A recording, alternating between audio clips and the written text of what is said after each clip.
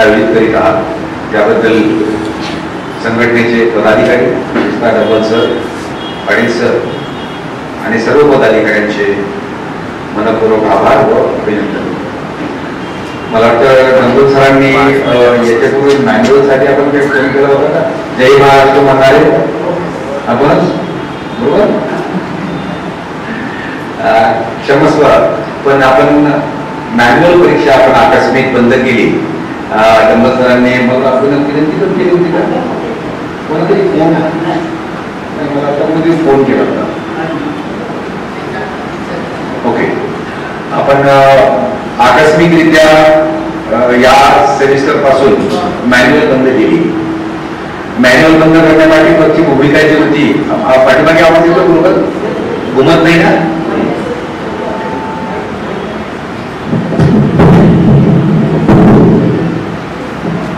तर मॅन्युअल बंद करण्यापाठी भूमिका माझी फार स्पष्ट होती आणि मी सर्व मुद्दे अगदी स्पष्टपणे आपल्या माझा आपण आदेश वाचला असेल, मला सर्व संस्थाचालकांच्या लॉगिंग मध्ये आहे। तर माझी जी भूमिका होती म्हणजे माझ्या जे मनात होतं ते सर्व मी स्पष्टपणे आपल्या मॅन्युअल बंद करण्यासाठी मागच्या आदेशामध्ये अगदी नमूद केलं होतं। उद्देश एकच होता की केव्हा ना केव्हा तरी हा आता मॅन्युअल आपण बंद केलं पाहिजे। मॅन्युअल पाठी चालू ठेवण्यापाठी माझा आता काहीच शिल्लक नाही, म्हणजे नथिंग। त्या पाठीमागची जो उद्देश होता पूर्वीचा तो आता संपुष्टात आला, कारण मुळात मॅन्युअल पद्धत कुठेच लागू नाही सध्या। म्हणजे संपूर्ण महाराष्ट्रात म्हणा किंवा भारतात म्हटलं तरी चालेल, संपूर्ण राज्यामध्ये कुठेही मॅन्युअल पद्धतीचा टायपरायटरचा वापर आज होत नाही। त्यामुळे केव्हा ना केव्हा तरी बंद करायचा होता। एका वर्षापूर्वीच मी इकडे असताना बंद करणार होतो, पण दुर्दैवाने इमिजिएट बंद करू शकलो नाही, कारण वाट पाहत होतो शासनाकडून बंद होईल। पण मग ते परवडणे असे झाले, विद्यार्थी संख्या कमी होत होती। मला मागच्या वेळेला जून मध्ये 2000 संख्या होती मॅन्युअलची। त्यामुळे पुढे ना पुढे त्याला आता बंद केलं पाहिजे आणि मग मीच माझ्या स्तरावर निर्णय घेतला की मला परवडत नाही म्हणून तेच बंद करून दिली, शासनाची फारशी वाट न पाहता। सो अशा अनेक निर्णय घ्यावे लागतात आम्हाला। आता 23 तारखेला आमची राज्यातली फार मोठी आणि सेन्सिटिव्ह एक्झाम टीईटीची परीक्षा, शिक्षक पात्रता परीक्षा आहे। त्याला राऊंड अबाउट 5.5 लाख उमेदवार संपूर्ण राज्यभरात आहेत।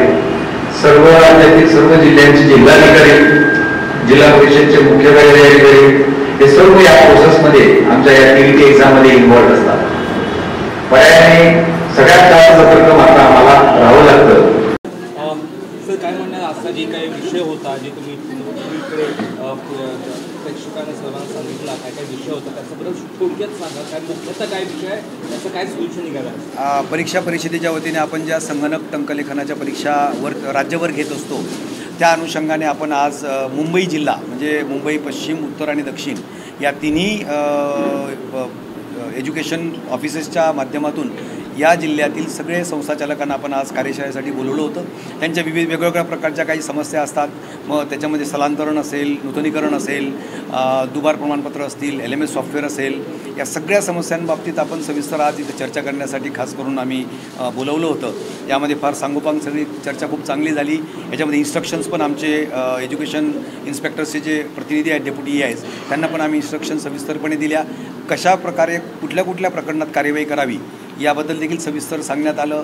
सगळ्या शंका कुशंका ज्या काही आमच्या संस्थाचालकांच्या होत्या त्यासुद्धा आम्ही इथं निस्तारण्याचा प्रयत्न केला। पुढे काय काय म्हणजे आम्ही ऐकलं आहे ते LMS सॉफ्टवेअर आणि बायोमेट्रिक वो जाने से कितना फायदा होगा? बायोमेट्रिक आणि CCTV आम्ही मागच्या एका वर्षापासूनचा त्याचा अंमलबजावणी करत आहोत।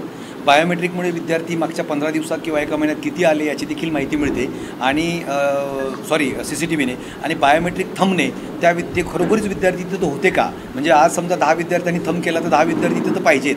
तर ह्या प्रकारे आपण अनाधिकृत जे प्रवेश होतात त्या प्रवेशांना आपण बंदी घालण्याचा प्रयत्न करत आहोत। LMS सॉफ्टवेअरमध्ये सुद्धा आपण त्याची तरतूद केलेली आहे की त्याची प्रेझेंटी मार्क केली जावी, संस्थेमध्ये येऊन त्या विद्यार्थ्यांनी प्रशिक्षण घ्यावं, चांगल्यात चांगलं प्रशिक्षण आम्ही उपलब्ध करून देण्याचा परीक्षा परिषदेच्या वतीने आमचा प्रयत्न सुरू आहे आणि अनाधिकृत विद्यार्थीसुद्धा प्रवेशित होऊ नये त्याच्यावर प्रतिबंध घालावा यासाठी सुद्धा आम्ही कटिबद्ध आहोत। आज आपने ये भी कहा कि कई सारे इंस्टीट्यूट ऐसे भी जहाँ पे कंप्यूटर्स प्रॉपर नहीं है या कोई 20 विद्यार्थी तो 150 विद्यार्थी एग्जाम देते हैं, वो जो चीज़ें हैं वो सेम इस तरह से आप निकलने की कोशिश कर रहे हैं। त्या बाबतीत सुद्धा म्हणजे थोडक्यात प्रश्न तोच आला की अनधिकृत विद्यार्थ्यांना तिथं थारा असता कामा नये. प्रामाणिक संस्थाचालकांकडेच लोकांनी म्हणजे मुलांनी प्रशिक्षण घेतलं पाहिजे या उद्देशानेच आम्ही ते बायोमेट्रिक आणि CCTV केलेलं आहे. याची नियमित जर पडताळणी केली आमच्या शिक्षण कार्यालयांकडून जर पडताळणी झाली तर मला असं वाटतं की बायोमेट्रिक आणि CCTVच्या माध्यमातून अनधिकृत विद्यार्थी संपूर्णपणे बंद होऊ शकतात. काय म्हणलं सर आले आजचा कार्यक्रमाबद्दल काय म्हणलं किती सक्सेसफुल झाला आहे ऐकून आहे आपण कितना सक्सेसफुल हुआ है आजचा कार्यक्रम काय म्हणणार तुम्ही सर पण आले इकडे आत्तापर्यंतच्या जे अध्यक्ष आले इकडे त्या अध्यक्षापैकी बेडसे सरांचं आत्ताचं जे कार्य आहे ते फारच चांगलं झालेलं आहे. बऱ्याच इम्प्रूव्हमेंट पण ते आलेले आहेत आणि अजूनही होतील अशी आम्हाला अपेक्षा आहे.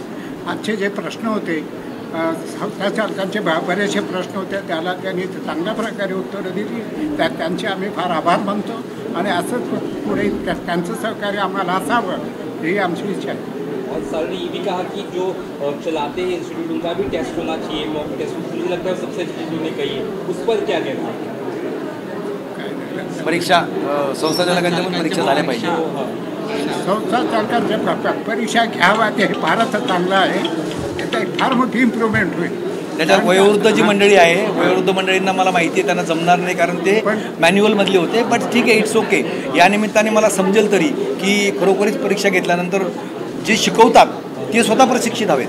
ये संस्था किस तरह से काम करती है और किस तरह से जो प्रॉब्लम्स है वो सॉल्व करती है इंस्टीट्यूट्स की उस बारे में बताइए. परीक्षा परिषद कैसे काम करते हैं परीक्षा परिषद कशी काम करते तुमचं जी संघटना आहे ती कशी काम करते? संघटना कशी संघटना परीक्षा परिषद आणि संघटना यांच्यापैकी जर तुम्ही विचारायला गेलात तर आत्तापर्यंत जे वॉर्ड ऑफिसमधून आम्हाला पाहिजे तसं सहकार्य होत नाही. कारण का बरेचसे इश्यू आमच्याकडे वॉर्ड ऑफिसमधून प्रलंबित आहे. त्यांचा प्रश्न ताबडतोब निकालात निघाला पाहिजे ही आमची इच्छा आहे. शेवटी तुम्ही काय म्हणणार सर?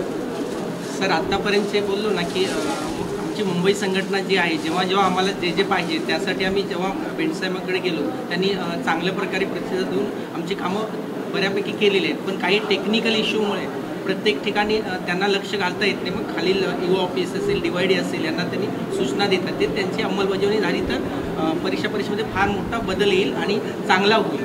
स्टुडंटसाठी काय मेसेज असं तुमचा शेवटमध्ये कोणासाठी? आपका मेसेज काय आहे स्टुडंटसाठी? स्टुडंट्ससाठी एकच आहे की सगळ्यांनी प्रामाणिकपणे आपापल्या संस्थेमध्ये जाऊन प्रशिक्षण घ्यावे.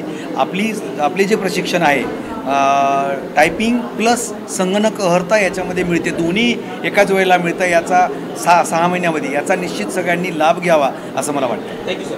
Thank you very much.